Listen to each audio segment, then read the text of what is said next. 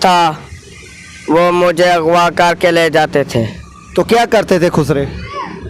वो मुझे बहाने बनाकर कहते थे कि आज मैं आपको खाना खिलाता हूँ, सैर कराता हूँ। वो मुझे उसने खाना भी नहीं खिलाया, उसने मुझसे जिना किया था। खुसरों ने? हाँ जी। कितना अरसा तुम खुसरों के पास रहे और तुम्हारे साथ जना होता रहा है? वैसे तो 5 हफ्ते हो गए होने हैं, 5 हफ्ते। यानी 5 हफ्तों से लगातार खुसरे तुम्हें यूज़ करते रहे हैं? हाँ जी। तो आप उसके बाद वहाँ से निकले तो कहाँ गए? मैं अभी फिर बाजार में गया था, फिर एक बंदा को बताया था, उस बंदे ने उस खतरे को भी डांटा था और गाली भी दिया था कि तुम इस बच्चे के पास ये बुरी आदत क्यों डाल रहे हो। उसकी वजह से फिर उस